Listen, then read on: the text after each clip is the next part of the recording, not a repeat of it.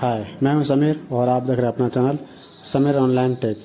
चलिए आज आप लोग जानने वाले हैं कि पीएम किसान सम्मान निधि योजना का स्टेटस कैसे चेक करें, इसका बैलेंस यानी कौन से अकाउंट में आया है या नहीं आया है, किस वजह से नहीं आया है, इसका पूरा तरह से स्टेटस चेक करें। तो चलिए सबसे पहले क्रोम ब्राउज़र को ओपन करते हैं। सबसे पहले ऊपर में पीएम किसान लिख करके सर्च मारना है। चलिए मैं पीएम किसान लिख करके सर्च मार दिया और यहाँ पे सबसे ऊपर का पीएम गवर्नमेंट.इन वहाँ खुल चुका है। तो इसमें पीएम किसान उसमें ऊपर में क्लिक करते हैं। क्लिक करने के बाद ऐसा इंटरफेस आता है और यहाँ पे आने के बाद यहाँ पे नाउ योर स्टेटस यहाँ पे क्लिक करना है। तो ये जिसका पैसा आ रहा है और जिसकी वजह से रुका हुआ यानी एक किसी भी आया है तो यहाँ पे इसका दिखेगा, और जिन किसी का पेंडिंग है या तो फिर एक्सेप्ट नहीं हुआ या कुछ भी हुआ तो उसका यहाँ पे नहीं दिखेगा। उन लोग का यहाँ पे दिखेगा self status registration for farmer CSC form. यहाँ पे उन लोग का स्टेटस दिखेगा जिन लोग का पेंडिंग पड़ा हुआ है, अप्रूव नहीं हुआ है, उन लोग का यहाँ से देखेगा। यहाँ पे क्लिक करने के बाद यहाँ पे आधार नंबर डालना है और यहाँ पे कैप्चा फिल करके सर्च मारना है। यहाँ पे आपका स्टेटस दिखेगा, पेंडिंग एक्सेप्ट सब दिखेगा। तो चलिए इनका पैसा आ रहा है, किस वजह से रुका हुआ है, इसका स्टेटस चेक करते हैं। इनका पैसा आ रहा है उसका यहाँ पे क्लिक करने के बाद यहाँ पे लिखा हुआ है इंटर रजिस्ट्रेशन नंबर। और रजिस्ट्रेशन नंबर कहाँ से निकलेगा मुझे पता नहीं है, तो चलिए मैं आगे बताता हूँ कि रजिस्ट्रेशन नंबर कहाँ से निकलेगा। नाउ योर रजिस्ट्रेशन नंबर यहाँ पे क्लिक करना है। क्लिक करने के बाद यहाँ पे दो ऑप्शन आ चुका है, मोबाइल नंबर और आधार नंबर। आप दोनों से भी निकाल सकते हैं। रजिस्ट्रेशन के समय मगर मोबाइल नंबर दिए थे, उस मोबाइल नंबर को यहाँ पे फिल करना है, कैप्चा फिल करना है, गॉट OTP पे क्लिक करना है। यहाँ पे मोबाइल नंबर से निकल जाएगा। और दूसरा ऑप्शन यहाँ पे दिया हुआ है आधार नंबर। आप आधार नंबर डालने के बाद आधार कार्ड में जो भी मोबाइल नंबर लिंक है आप उस नंबर से भी OTP जाएगा, OTP से निकाल सकते हैं। चलिए मेरे पास आधार नंबर है, मैं आधार नंबर से आपको ये प्रोसेस करके दिखाता हूँ, निकाल के दिखाता हूँ। चलिए सबसे पहले आधार नंबर वहाँ पे क्लिक कर देते हैं। मेरे पास आधार नंबर है। चलिए मैं आधार नंबर से यहाँ पर पीएम किसान का रजिस्ट्रेशन नंबर पता करते हैं। तो सबसे पहले आधार नंबर ऊपर में क्लिक करना है, उसके बाद यहाँ पे आधार नंबर फिल करना है। फिल करने के बाद यहाँ पे सेम कैप्चा यहाँ पे भर देना है। चलिए मैं सेम कैप्चा इसमें फिल करता हूँ। भरने के बाद दिखाता हूँ, गेट OTP क्लिक करना है। यहाँ पे क्लिक करने के बाद आधार नंबर से जो भी मोबाइल नंबर जुड़ा हुआ है उसमें OTP जाएगा, वो OTP को देकर के इसमें फिल करना है। ये OTP का इंतज़ार करते हैं।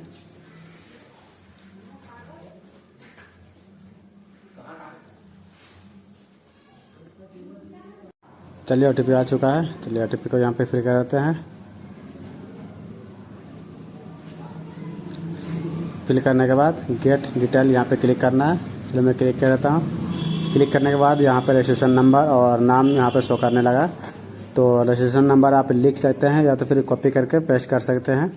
तो चलिए मैं इसको कॉपी कर लेता हूँ और आगे का प्रोसेस लाइव करके फिर से दिखाने वाला हूँ कि इसका स्टेटस क्या शो कर रहा है। सो चलिए मैं रजिस्ट्रेशन नंबर को पहले निकाल लिया, अब इसको कॉपी कर लेता हूँ। कॉपी करने के लिए इसको चलिए मैं कॉपी कर लेता हूँ। चल मैंने कॉपी कर लिया। अब बैग जाते हैं। बैग जाने के लिए बैग में क्लिक करना है। क्लिक करने के बाद फिर से भैया स्टेट। चलिए मैं आगे प्रोसेस करके दिखाता हूँ। सबसे पहले यहाँ पे नाउ स्टेटस यहाँ पे जाना है और यहाँ पे अभी रजिस्ट्रेशन नंबर जो निकाले वो रजिस्ट्रेशन नंबर को यहाँ पे फिल करना है। तो चलिए मैं रजिस्ट्रेशन नंबर को यहाँ पे फिल कर देता हूँ। रजिस्ट्रेशन नंबर को मैंने पेस्ट कर दिया। यहाँ पे कैप्चा को फिल करते हैं। चलिए मैं कैप्चा फिल कर दे रहा हूँ। चलिए कैप्चा तब तक फिल कर तब तक इंतजार कीजिए। चलिए कैप्चा फिल करने के बाद गेट डिटेल गेट डाटा यहाँ पे क्लिक करना है। क्लिक करने के बाद देखिए यहाँ पे शो होने लगा। यहाँ पे रजिस्ट्रेशन नंबर अभी जो लिखे थे और रजिस्ट्रेशन का डेट और यहाँ पे जिसका नाम फार्मर नेम और यहाँ पे एड्रेस और मोबाइल नंबर और यहाँ पे किस्त, यहाँ पे FTO यस लिखा हुआ। दूसरा किस्त आ चुका है। यहाँ पे बैंक ऑफ दिख रहा है सेकंड स्टेटमेंट और यहाँ पे आधार सेटिंग और बैंक और डेट कितने तारीख को आया क्रेडिट हुआ है सो यहाँ पे शो करने लगा। तो आशा है कि आप इसी तरह से चेक का स्टेटस चेक कर सकते हैं। और दूसरा चेक करने के लिए वहाँ पे क्लिक करना दूसरे वाला में। चलिए मैं आगे दिखाता हूँ FTO के बारे में। तीसरा किस्त थी यहाँ पे जिसका यहाँ पे इसका रुका हुआ है, फिर FTO नो लिखा हुआ है। तो चलिए स्टेटस आप भी इसी तरह से चेक कर सकते हैं स्टेप बाय स्टेप। इसका प्रॉब्लम था यहाँ पे जो लिखा हुआ है आधार बैंक सीडिंग स्टेटस, इसका नो था, तो इसका बैंक सीडिंग इसका में क्या हुआ नहीं था, तो इसका बैंक सीडिंग ऑन होने के बाद यहाँ पे शो करने लगा यस। और अगर जो किस्त जब भी डलाएगा तो उसका FTO यहाँ पे FTO प्रोसेस नो है तो उसमें यस हो जाएगा। तो अगर आपका प्रॉब्लम लैंड सीडिंग है तो आपका बैंक कृषि विभाग से मिलना पड़ेगा, और आपका KYC पेंडिंग है तो प्रक्रिया केंद्र में जाकर के आप KYC करा सकते हैं। अगर आधार बैंक सीडिंग प्रॉब्लम है तो आप बैंक से जाकर के अपना आधार सीडिंग को यस करवा सकते हैं, एक्टिव करवा सकते हैं। अगर ये तीनों अगर यस रहेगा तो फिर अगला किस्त आपका आना कन्फर्म है। तो अगर ये तीनों में कोई भी कमी है तो आपकी ये कमी को पूरा कर लीजिएगा। जिस वजह से नो लिखा हुआ है तो उस वजह से पूरा तरह से कर लीजिएगा।